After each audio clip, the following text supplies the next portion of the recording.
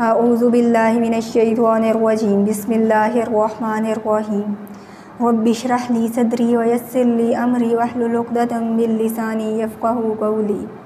السلام علیکم ورحمۃ اللہ وبرکاتہ۔ امید کرتی ہوں کہ تمام طلباء و طالبات خیریت سے ہوں گے اور جو اسباق آپ کو پڑھائے جا رہے ہیں وہ ساتھ ساتھ میں آپ لوگ یاد بھی کر رہے ہوں گے اور نوٹ ورک جو ہے وہ بھی آپ کر رہے ہوں گے تاکہ ہمیں اچھے نتائج حاصل ہوں۔ اب دیکھیں ذرا رکوع نمبر 3 جو ہم کر رہے ہیں اس میں آیات 20 تا 24 ہم پڑھ چکے ہیں۔ آج ہم 25 تا 28 پڑھیں گے، ٹھیک ہے۔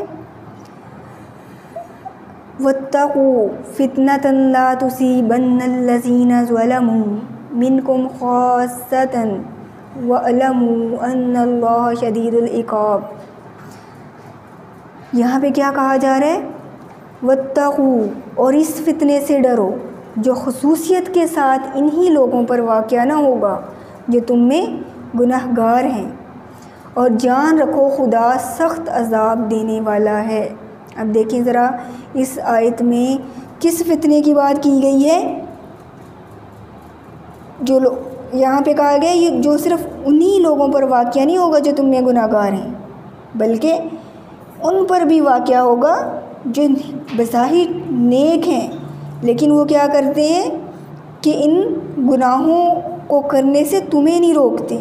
اب یہاں پہ انتہائی فکر والا معاملہ پیش کیا گیا ہے۔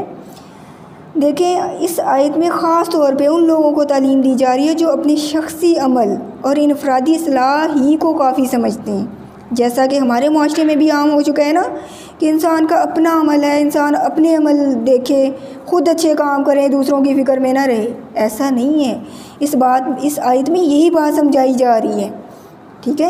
اس آیت میں یہی کہا جا رہا ہے کہ اس فتنے سے ڈرو جو خاص طور پہ صرف انہی لوگوں پہ واقع نہیں ہوگا جو تم میں گناہ گار ہیں۔ دیکھیں بیٹا، ہم نے قرآن کی تفسیر میں اکثر اوقات یہ چیزیں پڑھی ہیں، سنی ہیں، کم سے کم بڑوں سے بھی سنی ہیں کہ پہلے جو امتیں تھیں ان پر کئی قوموں پہ عذاب اسی وجہ سے آیا کہ ان میں نیک لوگ تو موجود تھے لیکن کیا کرتے تھے، خود نیکی کی طرف راغب رہنے کو کافی سمجھتے تھے۔ وہ کہتے تھے ہم نے عمل اچھا کر لیا، یہ لوگ جو کر رہے ہیں کرتے رہنے دیں، شاید ان کو صحیح راہ پہ لانا ہماری کوئی ذمہ داری نہیں ہے، ٹھیک ہے۔ تو پھر کیا ہوتا تھا کہ عذاب جب آتا تھا تو وہ بھی اسی عذاب میں گھیر لیے جاتے۔ کیونکہ وہ دوسرے لوگوں کو برائی سے منع نہیں کرتے تھے، بھلائی کا حکم نہیں دیتے تھے۔ دیکھیں برائی سے دوسروں کو بھی بچانا ہمارا ذمہ ہے، بھلائی کی دعوت دینا بھی ہمارے ذمہ ہے، اور معاشرے کی اصلاح کی جو فکر ہے اس سے کوئی ہمیں سروکار نہ ہو، یہ تو کوئی بات نہیں۔ جو اہل ایمان ہوتے ہیں وہ اس حالت میں رہتے ہیں کہ خود بھی آگ سے بچیں اور دوسروں کو بھی بچائیں۔ اب دیکھیں کہ انہی لوگوں کو تنبیہ کر کے فرمایا گیا ہے کہ خبردار کہیں تم لوگ اپنی شخصی اور انفرادی اصطلاح پر ہی اکتفا کرتے ہوئے معاشرے میں ابھرنے والی خرابیوں سے لا تعلق اور بے فکر نہ ہو جانا، بلکہ اپنے امکان اور اپنے بس کی حد تک ان کی اصلاح کی فکر بھی کوشش کرتے رہنا ہے، کیونکہ معاشرے میں ابھرنے والی جو خرابی ہوتی ہے اگر جڑ پکڑ لے تو ختم کرنا پھر اس کو مشکل ہو جاتا ہے۔ اس آیت میں یہ بھی اب تعلیم فرمائی گئی ہے کہ اگر تم اس بات سے نہ ڈرے، یعنی کہ اس کے اسباب یعنی ممنوعات کو ترک نہ کیا اور فتنہ نازل ہوا تو یہ نہ ہوگا کہ اس میں خاص طور پر جو ظالم ہیں، جو بدکار ہیں وہی مبتلا ہوں، بلکہ وہ نیک اور بد سب کو پہنچ جائے گا۔ حضرت ابن عباس رضی اللہ تعالیٰ عنہ نے فرمایا کہ اللہ تعالیٰ نے مومنین کو حکم فرمایا کہ وہ اپنے درمیان ممنوعات نہ ہونے دیں، یعنی اپنے مقدر تک برائیوں کو روکیں اور گناہ کرنے والوں کو گناہ سے منع کریں۔ اگر انہوں نے ایسا نہ کیا تو عذاب ان سب کو عام ہوگا، خطا کار اور غیر خطا کار سب کو پہنچے گا۔ پھر ایک اور حدیث شریف میں ہے، سید عالم صلی اللہ علیہ وسلم نے فرمایا کہ اللہ تعالیٰ مخصوص لوگوں کے عمل پر عذاب عام نہیں کرتا جب تک کہ عام طور پر لوگ ایسا نہ کریں، ممنوعات کو اپنے درمیان ہوتا دیکھتے رہیں، اس کو روکنے اور منع کرنے پر قادر ہوں، باوجود اس کے بھی نہ روکیں نہ منع کریں۔ جب ایسا ہوتا ہے تو پھر اللہ تعالیٰ بھی عام و خاص سب کو مبتلا کر دیتا ہے۔ اب دیکھیں کہ کبھی ایسا ہوا ہے کہ کسی قوم میں چند کوئی زانی ہو تو پوری قوم پہ عذاب آ جائے، چند ظلم کرنے والے ہوں پوری قوم پہ عذاب آ جائے؟ ٹھیک ہے، دیکھیں یہ اللہ تعالیٰ کا قانون نہیں ہے کہ کوئی ایک دو آدمی کرے تو سب کو سزا ملے۔ جب ایک بیماری، ایک گناہ عام ہو جاتا ہے، وہ سارے عام لوگوں میں نظر آنے لگ جاتا ہے، یعنی ان میں کیا ہے کہ لوگ اس کو پھر منظر عام پہ لانا شروع کر دیتے ہیں، اس کو برا نہیں جانتے، برا سمجھتے نہیں ہیں، منع نہیں کرتے۔ جب یہ چیز عام ہو جاتی ہے تو پھر اللہ تعالیٰ اس قوم پہ عذاب بھیجتے ہیں۔ کیوں بھیجتے ہیں؟ کہ یہ چیز عام پھیل چکی ہے، بیماری کی صورت اختیار کر چکی ہے، تو پھر وہ جو ان عام لوگوں میں چھپے کوئی خاص لوگ عبادت میں مشغول ہیں، خود تو اس سے بچے ہوئے ہیں، لیکن وہ بھی گھیر لیے جاتے ہیں۔ کیوں؟ کیونکہ اللہ تعالیٰ نے انہیں توفیق بھی دی، انہیں سمجھ بوجھ بھی دی، وہ اس برائی اچھائی میں فرق بھی سمجھتے تھے، کم سے کم ہاتھ سے روکنے کی نہیں تو دل سے تو اس کو برا جانتے تھے نا، زبان سے کہنے کی طاقت تو رکھتے تھے نا، تو وہ بھی انہوں نے نہیں کیا۔ تو پھر اللہ تعالیٰ کیا کرتے ہیں، ان عام لوگوں کے ساتھ ان خاص لوگوں کو بھی اسی عذاب میں مبتلا کر دیتے ہیں۔ تو یہ خاص طور پہ اس دور میں ہمارے لیے فکر انگیز صورتحال بتائی گئی ہے کہ ہمیں بھی ڈرنا چاہیے، ہمیں بھی بچنا چاہیے۔ یہ کافی نہیں ہے جو ہمارے معاشرے میں روش عام ہو چکی ہے کہ خود نیک عمل کریں، باقی کو باقیوں کے حال پہ چھوڑیں، ایسا نہیں ہے۔ ایک مومن کی یہ ذمہ داری ہے کہ خود بھی آگ سے بچے اور دوسرے کو بھی بچانے کی کوشش کرے، جس قدر وہ توفیق رکھتا ہے، جس قدر وہ قدرت رکھتا ہے۔ آیت نمبر دیکھیں ذرا 26، وَاذْكُرُوا اِذْ أَنْتُمْ قَلِيلٌ مُسْتَضْعَفُونَ فِي الْأَرْضِ تَخَافُونَ أَنْ يَتَخَطَّفَكُمُ النَّاسُ فَآوَاكُمْ وَأَيَّدَكُمْ بِنَصْرِهِ وَرَزَقَكُمْ مِنَ الطَّيِّبَاتِ لَعَلَّكُمْ تَشْكُرُونَ۔ کیا کہا جا رہا ہے اس آیت میں؟ اور اس وقت کو یاد کرو جب تم زمین مکہ میں قلیل اور ضعیف سمجھے جاتے تھے اور ڈرتے رہتے تھے کہ لوگ تمہیں اڑا نہ لے جائیں، یعنی کہ تمہیں بے قانونہ نہ کر دیں۔ تو اس نے تم کو جگہ دی اور اپنی قدرت سے تم کو تقویت بخشی اور پاکیزہ چیزیں کھانے کو دیں تاکہ اس کا شکر ادا کرو۔ اب دیکھیں ذرا اس آیت میں اللہ تعالیٰ مومنین کو وہ وقت یاد دلا رہے ہیں، ٹھیک ہے، جو اللہ تعالیٰ نے ان پر احسان کیے تھے۔ جیسا کہ میں نے آپ کو بتایا کہ یہ بدر کا معاملہ گزر جانے کے بعد یہ سورہ چونکہ نازل ہوئی، تو اس میں پھر ہونے والے جو احسانات ہیں اللہ تعالیٰ بارہا ان احسانات کو یاد دلا رہے ہیں۔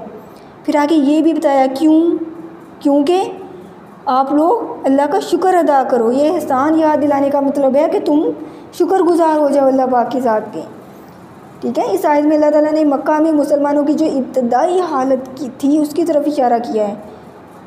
ابتدائی حالت کیا تھی؟ جب انہیں ہر وقت خطرہ لاحق رہتا تھا کہ کفار کہیں انہیں مٹا نہ دیں۔ کیونکہ جو شروع میں نبی کریم صلی اللہ علیہ وسلم نے جب تبلیغ کا آغاز کیا تو مسلمانوں کی تعداد کیا تھی؟ مٹھی بھر تعداد تھی۔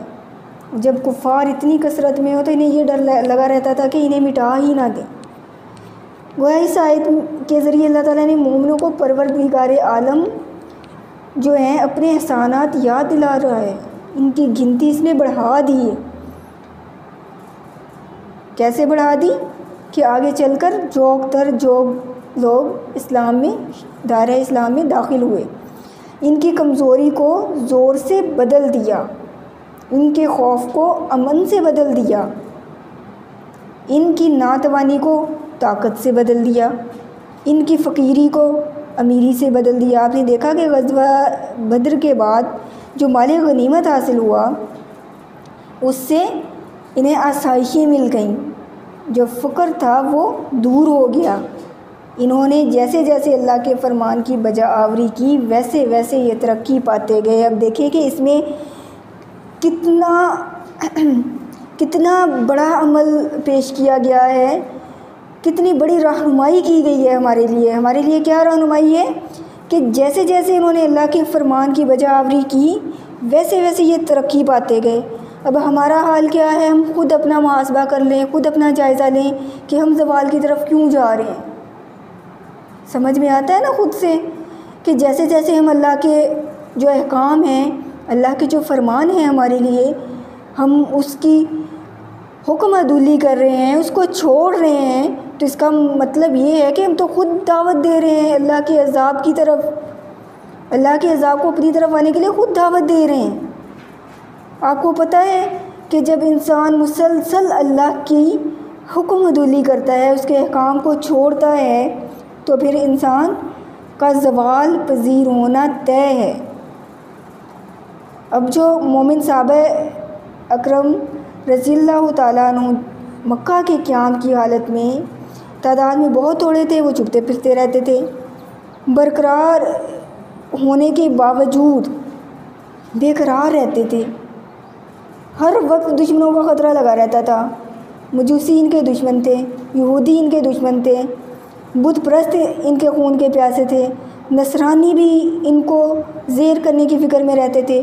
دشمنوں کی تو یہ حالت ہو چکی تھی کہ اپنی یہ حالت کی تعداد میں انگلیوں پر ان کو گنو، بغیر طاقت اور شان و شوکت مطلقاً نہیں۔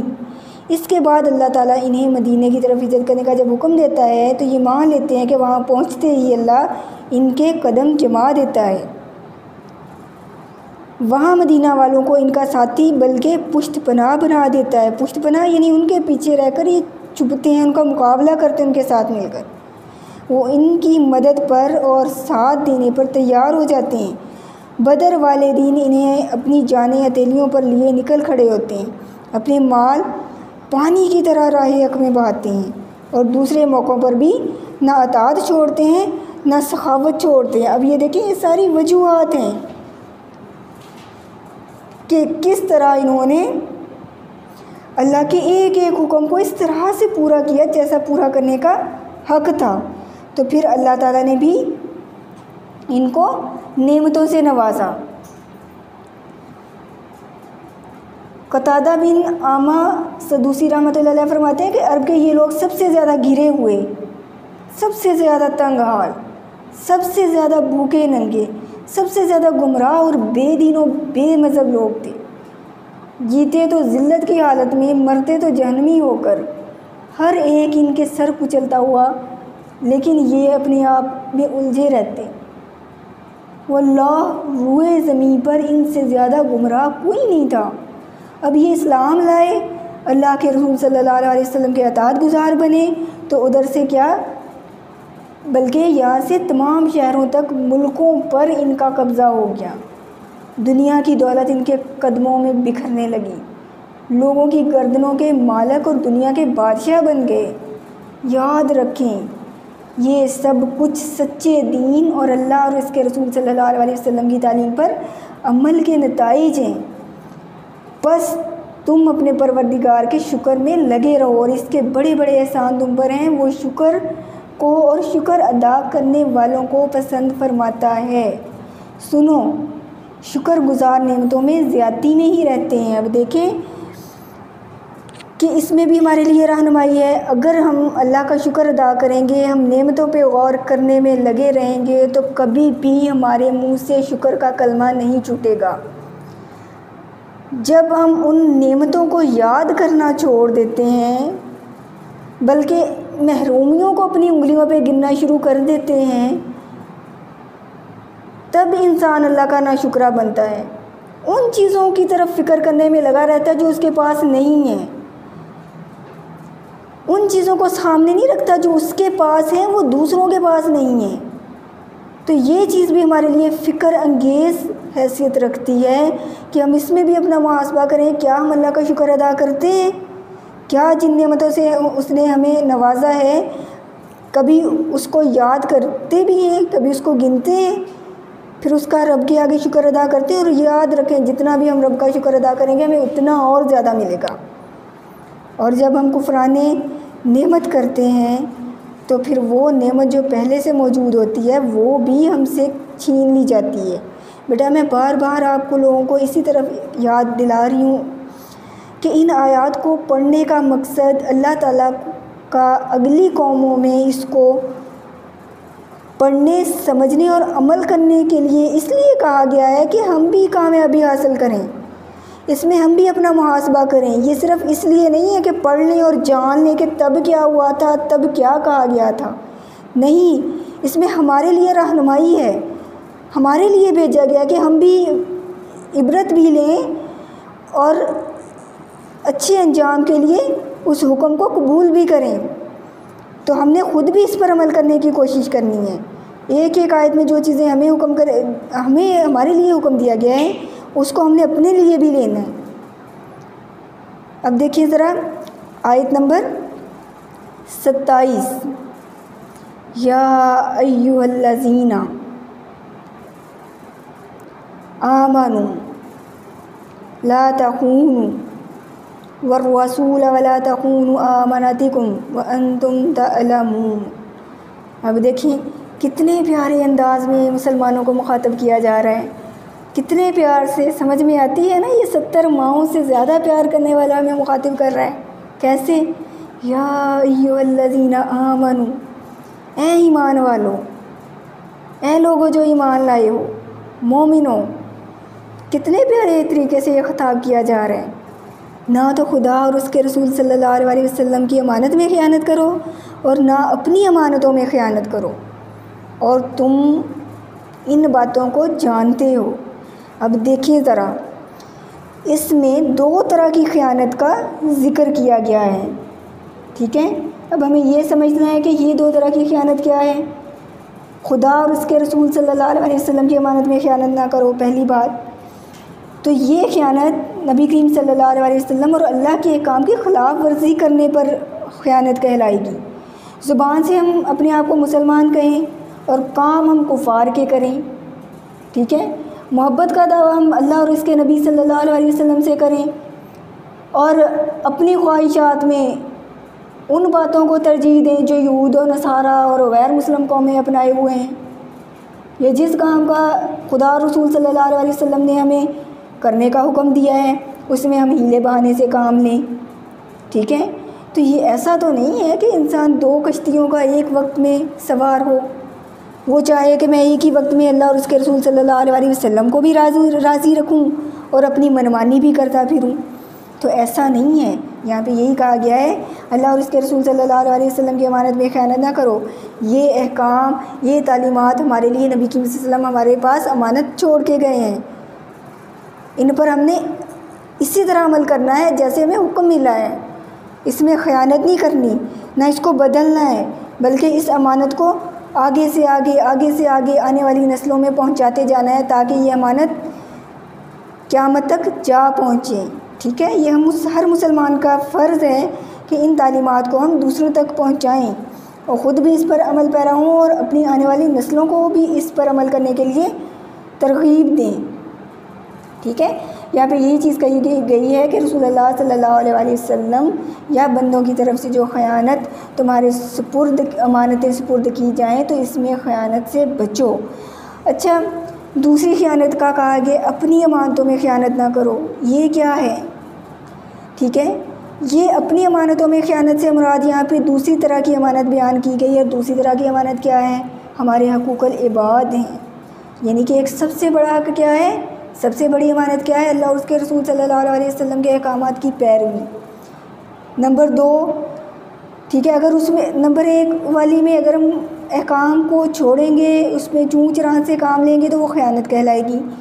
اب دوسری طرح کی خیانت کیا ہے؟ حقوق العباد، جو ہمارے اپنے لیے اپنی امانتوں کا لفظ استعمال ہوا ہے نا، تو جو امانتیں ہم میں چھوڑی گئی ہیں، ٹھیک ہے، جیسے کہ والدین کے حقوق ہیں، اولاد کے حقوق ہیں، ہمسایوں کے حقوق ہیں، رشتہ داروں کے حقوق ہیں، یعنی حقوق العباد، ان کے عبد کے معنی میں، بندہ کے معنی میں جو بھی آ جاتا ہے، ٹھیک ہے، حتیٰ کہ وہ اگر آپ کا رشتہ دار بھی نہیں ہے، ہمسایہ بھی نہیں ہے، تو کم سے کم اگر وہ مسلمان ہی ہے، اس کو بھی چھوڑ کر اگر ہم دیکھیں خالی وہ انسان بھی ہے، کسی بھی چاہے وہ مذہب سے تعلق رکھتا ہے، تو بحیثیت انسان اس کا بھی حق رکھا گیا ہے، ٹھیک ہے، یہ دین کے معاملات تو اللہ کے ذمہ ہیں، تو احسن طریقے سے پیش آنا اس کا بھی حق ہے. یعنی کہ عبد کے معنی میں جو جو بھی آ جاتا ہے، یہ حقوق جس کے جو ذمہ ہیں، اگر وہ ان کو ادا نہیں کرتا تو اس کا مطلب ہے کہ وہ خیانت کر رہے ہیں. ٹھیک ہے، تو یہاں پہ اللہ تعالیٰ نے کیا کہا ہے، دونوں طرح کی خیانت سے بچو. ٹھیک ہے، آگے یہ کیا کہا گیا ہے، تم جانتے ہو. کیسے جانتے ہو؟ ایسے کہ اللہ کے رسول صلی اللہ علیہ وسلم نے جو اللہ نے ہمیں کام کرنے کے لیے کہا ہے وہ بھی ہم تک پہنچ چکے ہیں. پھر اللہ کے نبی صلی اللہ علیہ وسلم نے ہمارے جو حقوق العباد ہیں وہ بھی انتہائی ڈیٹیلز میں ہمارے پاس پہنچ چکے ہیں. اگر ہم جانتے ہوئے بھی انجان بنیں تو یہ پھر ہم سمجھ لیں کہ ہم اس کو جانتے ہوئے بھی اس میں خیانت کر رہے ہیں. ٹھیک ہے، اب یہ جو لفظ کہا گیا ہے تم جانتے ہو، اسی لیے استعمال ہوا ہے.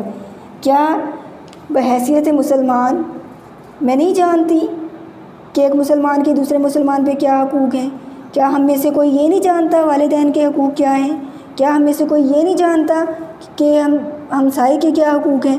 یعنی کہ ہمارا اسلام تو اس قدر جامع ہے کہ اس میں کوئی پہلو بھی ایسا نہیں ہے جس کے بارے میں تفصیلات موجود نہ ہوں.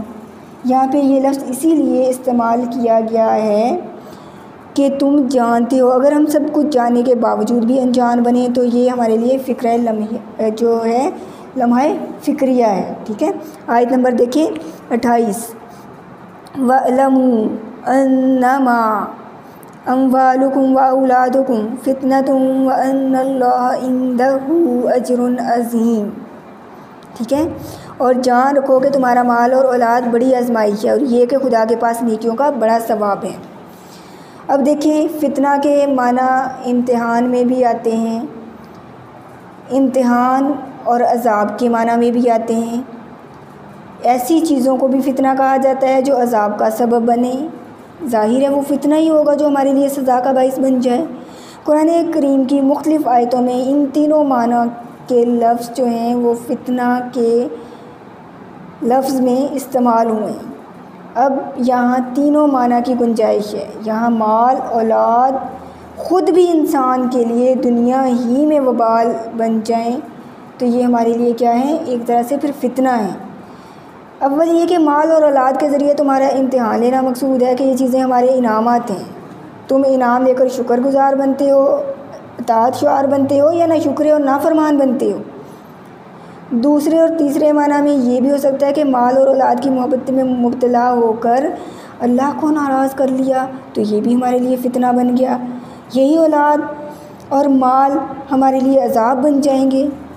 ظاہر ہے اگر ہم اس میں کھو کر اللہ کے احکام کی روگردانی کر رہے ہیں تو پھر یہ ہمارے لیے عذاب ہی بن گئے نا.